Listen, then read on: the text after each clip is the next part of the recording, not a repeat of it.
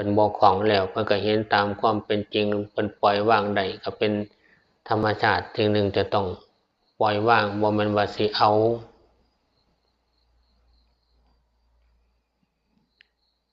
การเฮาเข้าใจจังซี่แล้วจังสิแม่นทางเพิ่นไปเพื่อความพ้นทุกข์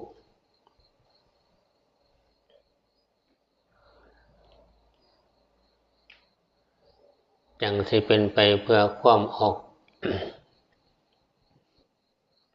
ความคลายออกจากการยึดถือ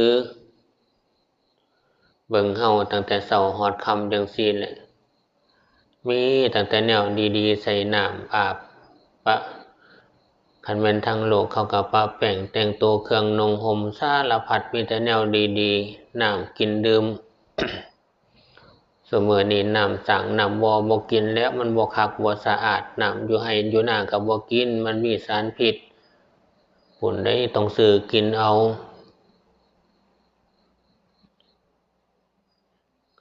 แม้เฮาทั้งหลายผู้อยู่จังซี่ภาคภาวนาเฮามีแต่เบิ่งคักๆมันยามกินมีแต่ของแซ่บๆแม่นเบิดอันนั้นก็ได้อันนี้ก็อยากได้อันนั้นก็แซ่บอันนี้ก็แซ่บแม้บ่ทันได้กินก็น้ำลายเหยแล้วอันนั้นคือความหิวความอยากอยู่อยากกินว่ามันแซ่บแต่ว่าบัดยามเฮากินเข้าไปบาดนั้นตั้งแต่หัวฮอดเท้าแม่นเบิดเอาแต่ของดีๆเข้าเรียกว่าฮักแพงฮักเจ้าของแพงเจ้าของฮักร่างกายแพงร่างกายเจ้าของที่อาศัยนี่แหละแต่ว่าร่างกายของเฮาที่เฮาฮักเฮาแพงมันที่เฮาฮักเฮาแพงมันบัดยามเฮาเอาเขามีแต่ของดีๆบัดยามมันออกตั้งแต่หัวฮอดเท้ามีแต่ของสกปรกมันเอาออกให้เฮาทั้งเบิดบัดยามมันออกมาจังซั่นโอ๊ยกินก็พอแห้งเป็นตอนก็พอแห้งอันนี้ของแท้ที่มันสอนเฮาซุมื้อแต่ว่าเฮาเห็นแล้วหั้นบ่เข็ดบ่ลาบเหม็นก็เหม็นสกปรกก็สกปรกอันนี้คือของจริงที่เฮาต้องเบิ่งมันแล้วสิพอใจในของสกปรกก็มีแต่นอนเท่านั้นตัวเนาะเฮาเป็นคนเป็นมนุษย์ภาคเพียรภาวนาปานนี้ยังสิไปพอใจของเน่าของเหม็นโอ๊ยนิสัยของนอนมันมักของเหม็นเนาะมักของเน่าของเหม็นฉะนั้นของตั้งแต่หัวฮอดเท้าเฮาเอาดีๆใส่แม่นเบิดแต่บัดยามมันออกปานขี้หูขี้ตาขี้ไข้ขี้แก้วขี้มูกขี้ดังขี้เหงื่ออันนี้เบิ่งให้มันคักๆเนี่ยอันนี้บ่แม่นว่าร่างกายผู้อื่นเฮารักมันร่างกายเฮาว่าของเฮารักมันแต่ยามมันเอาออกมาให้เฮาเบิ่งที่เฮาว่ารักมันนี่มันให้เฮาเบิ่งมีตั้งแต่ของสกปรกให้เฮาเบิ่งมันบ่เอาของสะอาดมันบ่เอาของสะอาดมาให้เฮาเบิ่งเอาแต่ของสกปรกมาให้เฮาเบิ่งเพื่อให้เห็นตามความเป็นจริงสอนเฮาซุมื้อเช้าสายบ่ายค่ำกลางคืนแม่นเบิดตั้งแต่น้อยจนเฒ่าปานนี้แหละสอนเฮาผู้เห็นก็เห็นซุมื้อสอนก็สอนซุมื้อบ่แม่นยกเว้นเฮาผู้ใดผู้หนึ่งในโลกนี้บ่ได้ว่าน้อยหนุ่มจนฮอดเฒ่าสอนซุมื้อแต่ว่าเฮาพันบ่เบิ่งซุมื้อก็เลยหลงซุมื้อแม่นบ่แม่นคิดนำเอาโอ้คันเว้าภาษาทางโลกที่เขาเว้ากันง่ายๆม่อๆที่เฮาได้ยินได้ฟังรักเขาข้างเดียวอันนั้นภาษาทางโลกว่ารักเขาข้างเดียว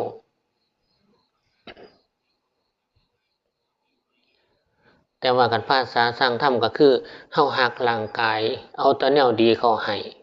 เอาแต่แนวดีเข้าใส่ให้ดื่มให้กินให้อาบให้ห่มแต่ว่าบัดยามร่างกายเฮาที่เฮารักน่ะมันออกมาบาดนี้โอ้ยมีแต่ของสกปรกเพื่อให้เฮาเบื่อหน่ายเพื่อให้เฮาคลายกำหนัดเพื่อให้เฮาคลายการยึดถือ ขันแม่นผู้บ่าวผู้สาวภายนอกเขากันผู้หนึ่งเอาแต่ของดีๆงามๆเอาแต่ดอกไม้ให้ผู้หนึ่งเอาแต่ของสกปรกให้นะมือหล่นแล้วบ่แม่นแม่กูเด้อหล่นนะบ่แม่นพ่อกูตัวโมโหสาเนี่ยกระดอกกระเดือเอาสิไปแนวนั้นได้กันเป็นทางโลกผู้นึงน่ะมีแต่ของดีๆบอกดีๆให้ฟังให้ได้ยินแต่ผู้นึงน่ะมีแต่ของสกปรกให้ห้อยบ้านพ่อบ่ได้อยู่นี่เด้อบ้านแม่บ่ได้อยู่นี่เด้ออันนั้นทางโลกเขาเป็นแนวนั้นอันนั้นคือหักเขาขังเดียวทางโลกแต่ว่าทางธรรมก็คือเฮาหักร่างกายจิตใจเฮานี่หักให้ร่างกายมันสมบูรณ์อย่าหักให้ร่างกายมันที่เฮาว่าของเฮานี่ให้มันจบมันงามแต่ว่าร่างกายมันบ่จบบ่งามคือความคิดเฮาตั้งแต่น้อยจนเฒ่ามันก็ว่ามันบ่แม่นมีแต่ของดีใส่ยามเช้ายามสายยามบ่ายยามค่ำมีแต่ของดีใส่มันก็ยามเช้ามันก็เอาของบ่ดีออกให้เบิ่งมันว่ามันบ่แม่นคล้ายๆกับมันสอนเฮาคักปานนั้นแหละบทนักบทเบาก็ไปทายออกนี่เบิ่งแน่มันบ่แม่นมันคล้ายๆมันสอนเฮาหั่นล่ะคันวันหน้าคันวันนอนว่าซั่นว่ามีความสุขพอตื่นนำมาสมากิตาอกโลกอยู่หั่นน่ะมันสอนเฮาโอ้ยฝ่าวตื่นขึ้นมาพูดเข้าห้องน้ำพูดไปล้างออกเฮาล่ะเอาของดีใส่นอนว่ามีความสุขตื่นขึ้นมายามเช้าขี้แขวก็เหม็นขี้ตาก็ไหลออกมาไปล้างออกบัดยามสวยแล้วก็หาเอามันอีกให้มันได้กินแล้วก็ไปทายออกอีกโอ้ยสอนเฮาตั้งแต่น้อยจนเฒ่าคิดเบิ่งเกิดมาจังซี่แหละทุกคนทุกลูกทุกนามบ่แม่นผู้อื่นสอนเฮาธรรมชาติที่อยู่ในร่างกายนี่สอนจิตสอนใจเฮาให้จิตใจให้เห็นตามความเป็นจริงเบิ่งแหน่คล้ายๆบอกจังซั่นล่ะเบิ่งเคยเบิ่งแหน่เอาของดีเข้ามาสำนี้ก็เบิ่งแหน่ออกเป็นแนวนี้ล่ะเสื้อผ้าชุดโกงามปานใดใส่เข้ามาก็เบิ่งแหน่ใส่บ่พอนั้นก็สกปรกเบิ่งเอาแหน่คล้ายๆมันสอนอยู่ซุมื้อนี่พ่อแม่ครูบาอาจารย์เพิ่นจึงบอกว่าตำรานี่กว้างศอกยาวว่านาคืบตั้งแต่หัวฮอดเฒ่าเป็นตำรากว้างใหญ่ปานใดจิตใจเฮาคันบ่ได้แจ่มแจ้งก็หลงอยู่ในตำรานี้บ่เปิดเบิ่งตำราจักเทื่อแล้วเฮาสิเห็นแจ้งในตำราในกว้างศอกยาวว่านาคืบนี่บ่มีโอกาสเห็นมันเป็นได้เก็บจิตเก็บใจเป็นแต่เจ็บแสบแท้ๆเกิดมาพบหนึ่งศาสตร์หนึ่งก็มาหลงกวางศอกยาวว่าในตำราอันนี้ก็ไปหลงหลินในตำราแห่งโมหะทั้งหลายไปหลงหลินในตำราละครนำเนาหลอกตั้งแต่เสาหอดคำหอดเสาหลอกเจ้าอยู่บ่เศร้าให้สะอื่นน้ำตาน้องในแผ่นดินจนว่าขาตัวตายฟังอยู่ในโลกนี้นี้บ่ม่มเกิดไม่อีกจากไผสิซอยเจ้าทั้งที่ขี้แขวก็เห็นอยู่ซุมื้อขี้ตาก็เห็นอยู่ซุมื้อขี้ไข้ก็ไหลออกอยู่ซุมื้อขี้เหี่ยวทว่านักทบันเว้าก็ไหลออกอยู่ซุมื้อสอนคักปานนี้สั่งบ่เห็นคล้ายๆกับเฮานี่เป็นคนตาบอดคล้ายๆกับเฮานี่บ่มีหูฟังคล้ายๆกับเฮาตานี่บ่ได้เบิ่งบ่เห็นตามความเป็นจริงที่มันสอนอยู่ซุมื้อเพิ่นมีแต่ระเบิดคุยกับฝุ่นคุยกับผีทั้งที่มันสอนเฮาอยู่ซุมื้อนี้กายเฮาไหลออกอยู่ทุกเมื่อหังบ่เห็นบ่เบิ่งว่ามันสอนบัดคุยนำผู้อื่นพุ่นน่ะฮู้เรื่องนั้นเรื่องนี้ดีคักแต่ว่าคุยนำของเจ้าของที่เอาเข้าไปดีๆมันคือของสกปรกออกมามึงคือเฮ็ดจังซี่คือบ่ถามมันคืนเบิ่งคักๆมึงสั่งกูคักบ่คือบ่ถามมันคักๆกูเอาแต่ของดีให้มึงแล้วเอาของสกปรกออกมามึงสั่งกูคักบ่คือบ่ถามมันคักๆเลี้ยงก็เลี้ยงดีคักนอนก็นอนดีคักย่างก็ย่างดีคักซำใดตั้งแต่น้อยจนเฒ่าบ่อยู่ซื่อๆบริหารอยู่บ่เซาแต่มันก็ของสกปรกไขออกมาคือเก่าโบราณเพิ่นเว้าเข้าไปหนักกว่านั้นโบราณเพิ่นบอกเข้าไปลึกกว่านั้น เจ้าก็ว่าเจ้าคักแท้ที่แท้แบกกองเจ้าก็ว่าเจ้าคักแท้ที่แท้แบกกองกระดูกเจ้าก็ว่าเจ้าคักแท้ที่แท้แบกซากศพแบกย่ำเสาแบกย่ำสายแบกย่ำใบแบกย่ำกลางคืนนักเขานอนนำซากศพเจ้าของนอนอืดอยู่บ่หันได้ตายแท้ๆแต่ว่ากินของซากศพนั้นพันได้ออกมาพร้อมตามหูดังตามปากคันว่าเว้าออกมาแล้วอายหืนเป็นตะขี้เดียดตัวเพิ่นว่าซากศพเจ้าแท้ๆไหลออกมาทั้งเหงื่อนำทั้งหูดังนำทั้งทวารเบานำทวารหนักบำพร้อมเบิ่งดูซากศพอันนี้สิประจันเจ้าของเป็นหยังคักข้อกระเดือแท้คักกระดอกกระเดือแท้มื้อนี้ก็เห็นความเป็นจริงจังซี่จางไก่เพิ่นผู้ฮู้อยากอายเพิ่นเด้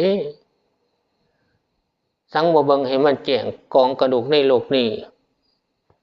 ที่ตายไปแล้วก็บ่แตกต่างจากเฮาก็มาสืบหลังที่เพิ่นแตกสลายตายไปนั่น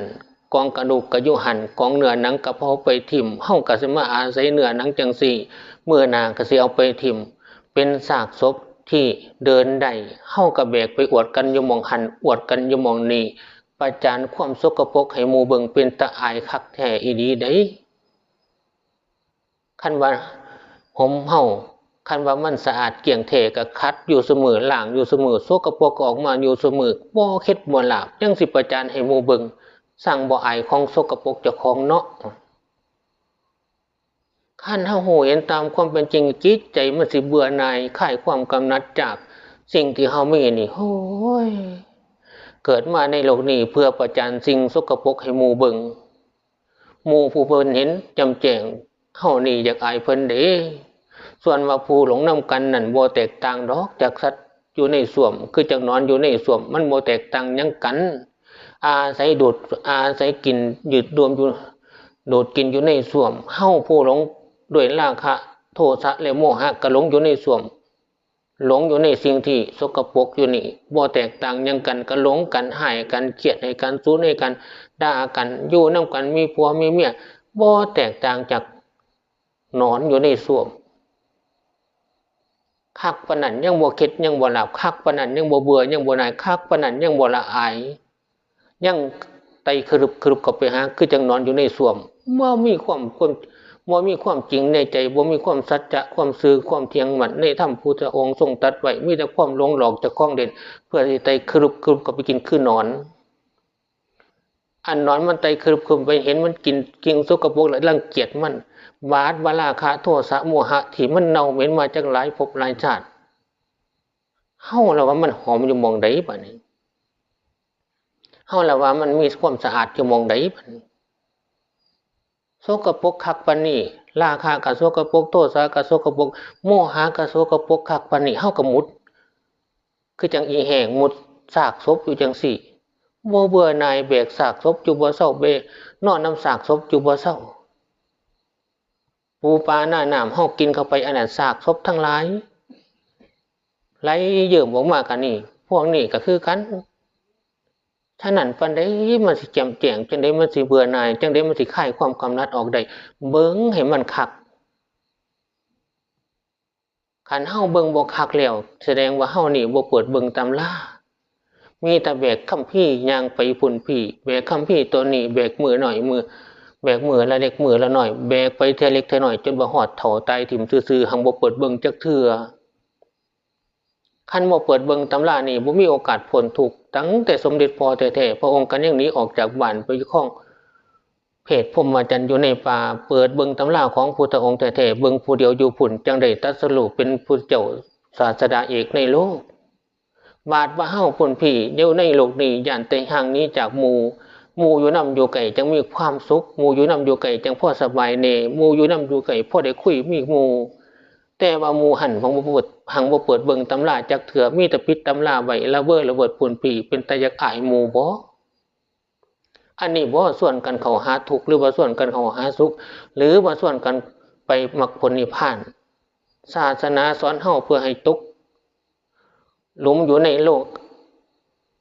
พระโทสะโมหะหรือว่าสอนให้เฮาหนีออกจาก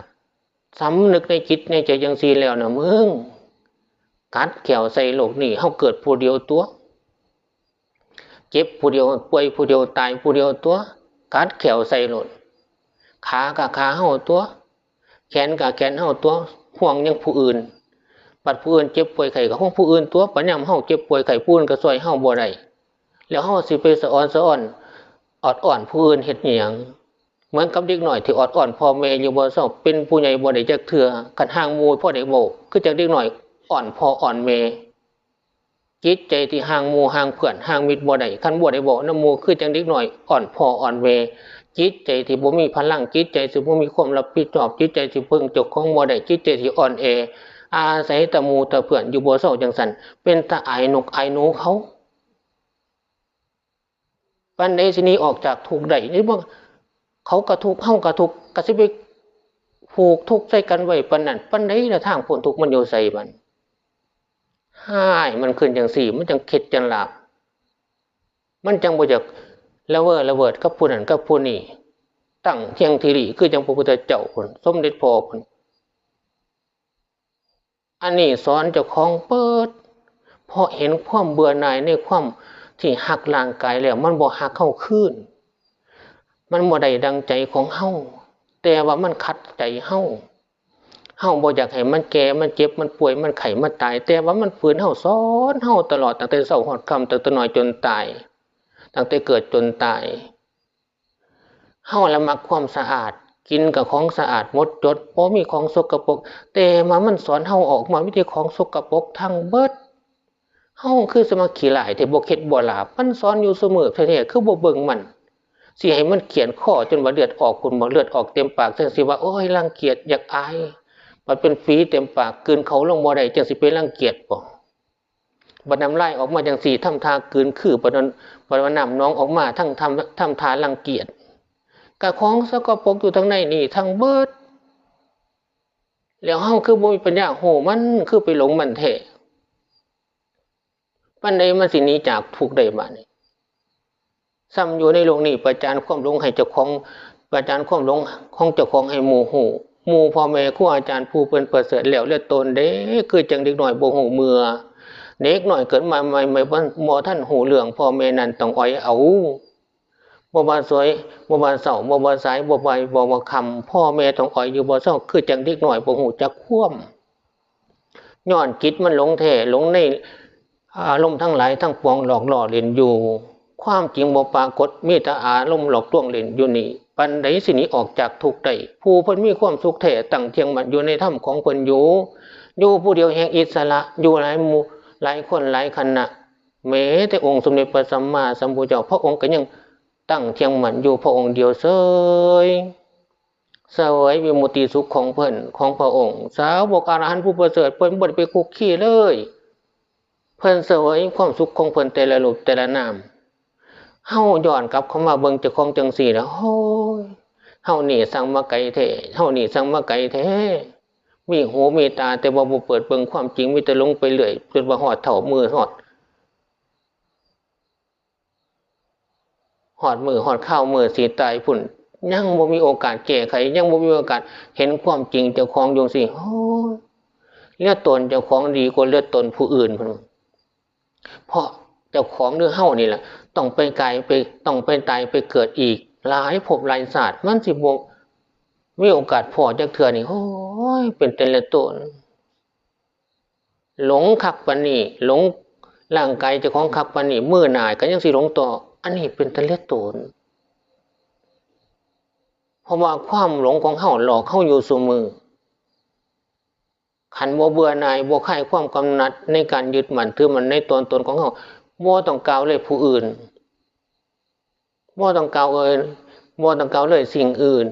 ฉะนั้นตนตัวเฮานี่ล่ะสอนเฮาเบิดมีแต่แนวดีๆใส่แต่ว่าเฮาก็เบิ่งมันซุมื้อเห็นซุมื้อได้ความสกปรกซุมื้ออาบน้ำแปรงฟันล้างหน้าถ่ายหนักถ่ายเบาซุมื้อขี้เล็บขี้แขวขี้ฟันล้างซุมื้อเป็นหยังจังล้างคือบ่ถามมันคือบัดถามผู้อื่นคือถามหูเรื่องบัดถามผู้อื่นคือถามคุยกันดีแท้บัดขี้แขวมันออกมาคือบ่ถามมาจากไสนั่งเบิ่งมันคักๆซ้อเข้าไปคักๆถามมันคักๆมันมาจากไสขี้แขวขี้หูขี้ตาขี้ไข้ มันไหลออกมาจากไสคันตำรานี่เฮาอาศัยมันอยู่เสมอเฮาบ่ได้ถิ่มตำราเฮาแบกตำราอยู่เสมอเป็นหยังเฮาคือสิบ่เปิดเบิ่งมันคักๆคันเบิ่งคักๆแล้วนั่นจิตเฮามันบ่บ้าดอกความจริงจิตมันสิเห็นตามความเป็นจริงมันสิเบื่อหน่ายคันเฮาเบิ่งคักๆแล้วโอ้ยอันนี้เพิ่นปราบกิเลสด้วยการอยู่ในกรรมฐานที่พ่อแม่ครูบาอาจารย์อุปชาอาจารย์เพิ่นสอนเกสาโลมานะกะตันตาตะโจอันนั้นแนวหนึ่งแต่ว่าธรรมที่ปราบกิเลสยังหยาบให้อ่อนลงก็คือพิจารณาเห็นร่างกายนี้เฮาให้ของดีๆมันทั้งเบิดแต่ว่ามันหักหลังเฮาซุมื้อเอาของสกปรกให้เฮาซุมื้อได้เห็นซุมื้อเฮาเป็นหยังคือบ่เข็ดบ่หลับคือไปหักแต่มันแท้คนทุกคนเป็นแนวนั้นผู้อื่นก็คือกันกับเฮานั่งอยู่กันนำกันเป็นร้อยเป็นพันก็คือกันกับเฮาบ่มีผู้ประเสริฐแท้ในโลกนี้ร่างกายแล้วเฮาก็คือกันกับเขาเขาก็คือกันกับเฮาแล้วสิไปหลงมันเฮ็ดหยังล่ะของสกปรกไหลออกคือกันคิดเบิ่งจังซี่โอ้ยจังมันขี้หลายเนาะจิตเนาะจังมันขี้หลายเนาะใจเนาะมันบ่ฮู้จักความอีหลีหายมันลงไปหายกิเลสนั่น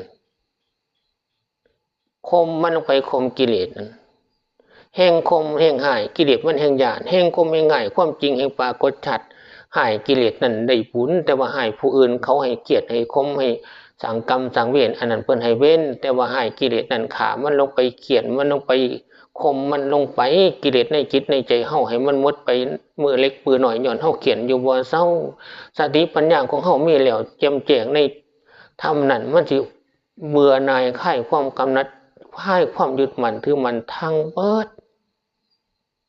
เจ็บก็บ่เอาบ่เจ็บก็บ่เอาหิวก็บ่เอาบ่หิวก็บ่เมื่อยก็บ่เอาบ่เมื่อยก็บ่เอาสุขก็บ่เอาทุกข์ก็บ่เอาคันมันเห็นตามความเป็นจริงสิล่ะมันบ่แตกต่างหยังกันดอกกับร่างกายภายนอกสภาวะธรรมทางจิตทางใจก็คือกันอย่างเฮานั่งภาวนาไปพองเนาะยุบเนาะสติเฮากำหนดไปดีๆนี่พองเนาะยุบเนาะไปดีๆนี่นังเถื่อมันก็มีสีมีแสงมีภาพมีปิติมีสุขกำหนดไปดีๆนี่สะดุ้งแม่นเบิดแต่เฮาจะไปดีใจนำมันซ้ำว่าเฮาได้กินข้าวกินน้ำได้ดื่มได้ฉันได้ดื่มได้ฉันแล้วอาหารมันก็ลงหอดท้องมันบ่ปากพอกความแต่ว่าเฮาเป็นกังวลอาหารมันละเสยอยู่อารมณ์ทั้งหลายมันก็ซ้ำนั่นคือจังอาหารเฮาได้เห็นแล้วเคี่ยวดื่มกินว่าคักแต่ว่าโดนไปเคี่ยวลงท้องแล้วบ่มีตอนบ่มีเนื้อเป็นของเหลวไปแล้วอารมณ์ทั้งหลายนั่นคือจังมีรูปร่างแต่ว่ายามจิตใจมันปรุงแต่งคักแต่ว่าโดนไปมามันก็จางไปซ้ำว่าหลอกเฮาเล่นไปมื้อๆนี่คือกันเฮาซ้ำโง่คักแท้โง่ย้อนอาหารบ่สอนบ่สั่งย้อนว่าเฮาบ่เบิ่งที่มันสอนมันสั่งเฮาอยากให้ตะครูอาจารย์สอนสั่งอยากให้ฟังตามธรรมครูบาอาจารย์สอนสั่งวังว่าจังสันว่าจังสีแต่ธรรมะที่สอนสั่งเฮาอยู่เสมอที่ออกมาให้เห็นอยู่เสมอย่างก็เห็นยืนก็เห็นนอนก็เห็นกินก็เห็นสอนอยู่เสมอซะบ่เบิ่งอยากฟังธรรมะอยากเห็นธรรมะแล้วธรรมะมันบ่ได้อยู่ที่ผู้อื่นเลยอยู่ในเฮาแท้ๆอันนี้คือตาในบ่มีแต่ตานอกมีตาเหนือตาในหากบ่เบิ่ง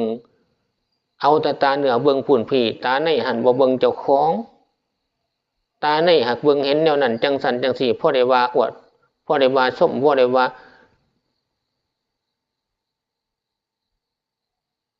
หลอกเจ้าของเล่นไปมือซื่อๆแต่ว่าตาในแท้ๆที่อยู่ในจิตในใจนั้นเบิ่งให้มันแจ้งแล้วโอ้ยอันนี้จึงเป็นสิ่งที่น่าเบื่อหน่ายที่สุด